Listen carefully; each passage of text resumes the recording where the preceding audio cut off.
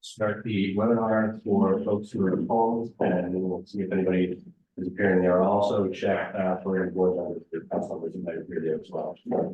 With that, I'll defer to the chairs. All right, this is Chair Shand, the Planning and Development Committee. I am here with Councilor White and Councilor Pressers and Planning and Development Committee are here for that forum. And I'll be opening the planning board for June 10th and follow the roll. Alden Park. Here. Beth Delisle. Yes. Bob Coe. Here. Jamie Pennington. Here. Heather Rogers. Here. Charlie Palmisano. Here. Jen Bluestein. Not here. Brian Butler. Here. Okay, we have one also. Great. So, Director Porter, you want to introduce what we're going to discuss tonight? Sure, thank you. So thank you, chairs. The zoning change tonight is a relatively simple change. I'm just showing on the screen very briefly. It's a very simple change, so it doesn't require a lot of explanation. This is the zoning map of the city of Newburyport.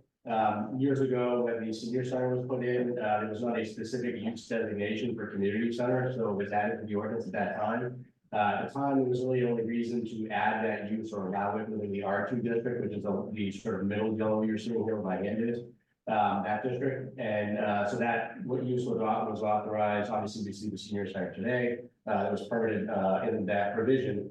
More recently, we see discussion of NYS happening on Low Street. That'll be happening in this area here, which happens to be in the purple area. That's our industrial district. That industrial district does face on the residential district, I would note. So the change that's being proposed at this time, I'm just going to zoom in briefly, is to allow community center as a use. Obviously, we would more normally here be thinking of it as use services specifically, but community center as a use within this larger district. The caveat with that is we normally would probably not encourage use like that embedded within the business park. So this requires the use to be up towards Low Street, within 500 feet of a public school, which in this case would be in North Mullen, which is located here. So it would have to be located on one of the properties fronting on Low Street here. Generally speaking, the rationale behind that is to sort of preserve the industrial park and the business there. Generally speaking, as a land use best practice, I'll just say as a planning director, would not generally encourage industrial uses coming out onto residential districts or where the schools are posted. So irrespective of whether this corner here is residential or industrial, community center would be seen to be a logical use to allow there. We already have a school right across the street. So not different in the sense that children are using that area. We have coming and going of traffic and whatnot for that type of use in terms of the school. So the zoning change here is very discreet. It is a simple line in the zoning ordinance. And that is shown here. This is the table from the zoning ordinance listing the specific use community center. You can see here in the R2 district that it's an allowed use P, and the change here would change it from not permitted in the industrial or I1 district that we referred to here to P or permitted, and with the caveat that it's within 500 feet of an existing school or a public school. That is to essentially ensure that it's up by the street and not embedded within the business park. So with that, I will go back to the chair. Okay, ask any planning board members if they have any questions about the proposed zoning amendment. Yeah. Andy, I was just wondering, do you have a graphic that shows that 500-foot boundary? I do not, but I can do, I'm sorry, I'm not, but I can do, to show you this one.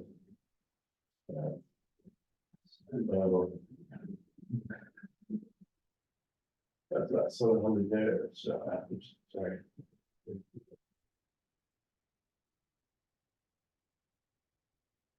So you can see that 500 feet is only going to get you, within the frontage of one of these properties, 3/4 of the way of that property. Right.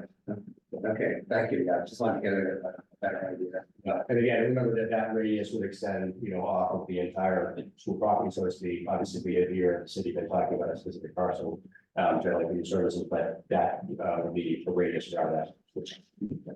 Thank you. Okay, Brian? Anyone else? Just for the record, Councilor Colley, Councilor Granis, Councilor Donahue, Councilor Furman, and Council President Cameron are also present, and this is a completed poll item. So, councilors, comments? Council President. Just a question about, would there be any concerns about spot zoning? I will definitely say no. It's a great question because this question does come up quite frequently. When we talk about zoning changes, it might, and this is not necessarily a small area per se, as say the global site that we talked about, some time ago, really like a much smaller parcel. But the bottom line, I guess, is as long as there is even if it was down to a single parcel, just to give you the concept for those who are confused by the term, spot zoning. The basic case law suggests that as long as there is a good rationale for distinguishing that smaller parcel or that smaller area from the larger district in question, then there could be a rationale for adopting zoning, even if it's for a small area. So for instance, an example might be the Brown School Overlay District. It's really one parcel or two parcels really there, but relatively small, but there's a good legitimate public purpose for having a different type of zoning for that than say the rest of the surrounding district, mainly because it has to do with redevelopment of that parcel in a different way than the rest of the district. The same thing may be applied to the toll overlay district that we've had, the Federal Street Overlay District, for instance. Even, and I just wanted to make that point, that even if it's a small area, that does not necessarily mean that it is spot zoning or is not justified as a zoning change. If there is no good reason for distinguishing that area, which again, discussion listening, that's the type of situation in which the court might, bring that, it might be brought into question and a challenging court could be, overturned, so to speak, as spot zoning, but that we're nowhere near that with this type of change here. So given all the discussion we had about the global site, is there a rationale for putting an overlay here as opposed to changing the zoning in this way? Again, I'm Sure. pro this as a Sure. whole. I just want to make sure that we do it in the way that is cleanest and will create the least discussion. Yes, that's a great question, and it is also, there are several different ways of doing it or getting from point A to point B. This one seems the most logical to me in context. We could certainly adopt an overlay district, so to speak, or do it other mechanical ways. But this to me seems the most simple way of doing it without tinkering with other pieces of the ordinance or creating other confusion. Generally speaking, as a best practice, we tend to discourage new overlay districts unless that becomes necessary for some, particular reason. Here, it can be accomplished without an overlay district, so I'd recommend against doing an overlay unless there's some articulated reason. Okay, are you? Councilman McCollum? Yeah, I guess it's a question to Director Ford. You did use as the examples in spot zoning overlay districts, right? And there were cases where we had spot zoning that we did not do it because they weren't overlay districts in any way, right? So to the council's point, maybe we should consider that, right? That's my comment. The main question I have is, when we say 500 feet from a public school, and we start to draw the radius, so if you play devil's advocate, and you say, okay, the proposal doesn't go through for one reason or another. Conceptually speaking, you've opened up a majority of Low Street, Perryway, Rath Road, and all of that, because public school is also the charter school. So when we start to draw 500 feet as a circle, as we just saw, we're now on Toppins Lane, we're now we're down past Fort Rehab, we're down on Hale Street, we're down, as I said, on Perryway.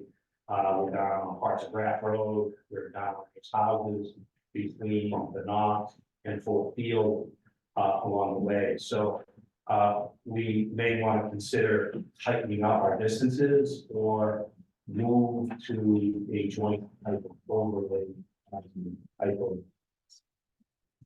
delineation for this particular parcel in general, right? Again, as the council said, it is that we have now opened up a different type of response. There's a couple of things I would just say in response to that. One is just, I want to make a distinction here. There is actually a separate use category for private education. I know there's you have this reference point because it's a charter school. I'm not sure that we would treat that as a public school in the sense of again, putting on our zoning hat here, putting aside the educational side of it. From a zoning perspective, I think we would treat that as use 213. So if we're talking about radiuses, I think we're really talking about the radius from the lot home. As far as the district or the areas that are actually involved with that, and this is just back to the zoning map. Okay, we can see it. So on the zoning map here, we're really talking about this area right here. So the charter school is right here, right, not going right here. The areas that are involved are really only in the purple in the district here, so even though there's a radius around the school here that will apply to the ordinance in this section, by this provision. That portion, this portion here, sorry, you can see my hand, this portion here of that radius has no effect. It's really the radius that intersects the business park here. So it would be really the portion between the corner of Hannah Street and Main Street that down to, just before we essentially get to the charter school itself, that would be affected by this. There's a couple of residential homes that are here, and then we have the, parks located at the site that we contemplated NYS, and then we have the National Guard. Point David. One comment, when we were originally creating this, and one of the options that came to us was making it R2. So we already have houses on that frontage. The one comment that Councilman McCauley made at the time was if we did make it R2, then instantly parks would have to move because they are not R2. Maybe I would say if we did were to make it R2, maybe there's a caveat that you could put in there saying it would only be, that zoning would only change if and when youth services or recreation department could be moved into the facility, kind of like what we were doing with local. Yeah, you could do, if I make, a contingency on, the 500 feet, you could probably make it 300 feet and put a contingency in that it would go into effect in 6 months. I'm going down the R2 site, you actually make the two houses that are there that are residential, and I'm not saying Yeah. backwards to the churches, I'm just saying the frontage to Low Street. Because the whole church piece is all wetlands, you can't do anything with it anyway. If you just made Low Street R2, with the caveat that, youth services could be, with, you can't, the zoning wouldn't go into effect if and when youth services would be there. Is that, That was my original recommendation to that, and then this came, so.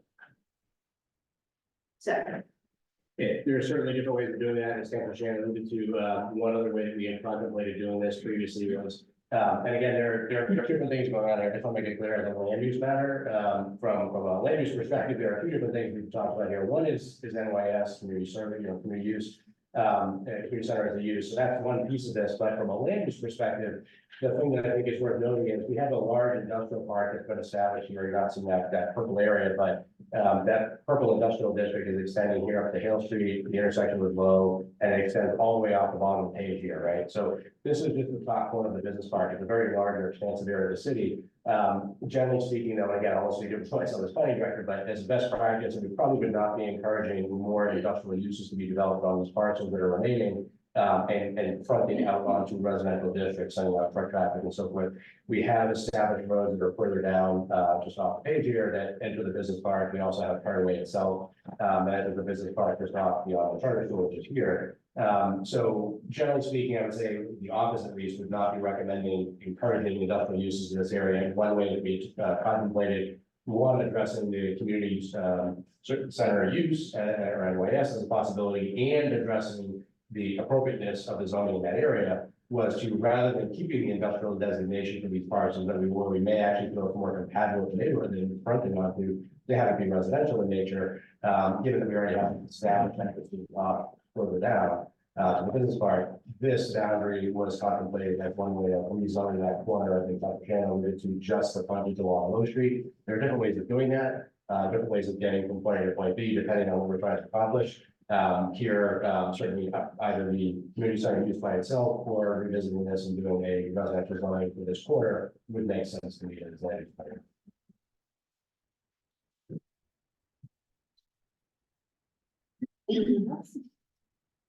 Councilor Wright. So I think it just confuses things if you start talking about R2 now. My thoughts about this proposed ordinance. And any other ordinance that's specifically being developed for use, for the recreational and services zoning. Should have some contingency on that plan actually going forward. Either way, whether it's this one or if it's the R2 one, it doesn't make sense to create zoning that's going to be orphaned if something doesn't, there isn't a trigger to create the zone, the requirement for the zone. So either way, I would want to see, something in there that puts us in abeyance until plans move forward for recreational and youth services. Mr. With our counselors. Counselor Donahue. Yeah, thank you. So, I would like to kind of echo my, council's point in that, we should have a contingency, that does make sense. Definitely would make a lot of sense to me to start over or like alter what's proposed, right? Just because I think we should set a contingency and, that would be a safe bet, I think. For the concerns, wouldn't hold any gaps. That's, I'm good with that. Counselor Donahue, any other counselors? That's what, yeah. Counselor Bailey? Thank you. I'm getting a keen sense of deja vu, because I think we were here over 2 years ago. Similarly, I am in favor of this change. I think this is the straightest, shortest distance between point A, where we're at now, and point B, where we would like to go. The argument a couple of years ago was, were we putting the cart before the horse, doing the zoning before we knew what we would actually be putting there and how we were going to pay for it, but particularly the design and really refining that and a lot about the site and the wetlands, you know, all the traffic and all of those things that I think we did. And Councilor Preston, as chair of community services, did a great job of, you know, hitting that at all the different angles, including, you know, starting preliminarily into the budgeting and again, getting to the cost estimate. But I think in terms of zoning, I think this is a straight shot. I think we should go for it. Again, the argument back then was let's figure out what we need. And so we've done that. So I think our process has followed pretty much, you know, the logic path of those who had questions about going through the zoning initially 2 years ago, 2+ years ago. So I think we should just move forward with this. Great. With the caveat that we would have a contingency. Doesn't mean anything else, but. All right, without any other further comments, we can certainly over your public comment. Oh, people, we didn't go shy about this topic. Anyone online? And we do have a slide up for those folks at home that are interested in speaking. You can use the Zoom function to raise your hand. See one person coming up. My name is Mary Ann Sue from 10th Street, and I just want to support whatever zoning changes would be required to situate Newburyport Youth and Recreation Services on Wall Street. Thank you. Thank you. Anyone else? All right, close the public comment, moving back in. Okay, could I have a motion from the planning board member to recommend either way to the city council for this proposed zone change? I'll move that we planning board recommend this zoning change. Thank you. Is there a second? A second. Okay. Any discussion before we move to a vote? If not, then, and we have no reason online, right? I see no hand raised. Okay, then all those in favor of the proposed change to the zoning to allow community center in the Island District, raise your hand. Any opposed? Okay, thank you. Planning and Development Committee, what would you like to do? Sure, I want you to recommend approval of ordinance 172 to the full council. Can you get my? Oh, we with can- the contingency, yes, as amended. All right, as amended, all those in favor, say aye. Aye. Opposed? All right, Well, in that case, I'll guide a motion to adjourn the planning. I'll move to adjourn planning board meeting. Second. Heather? All those in favor?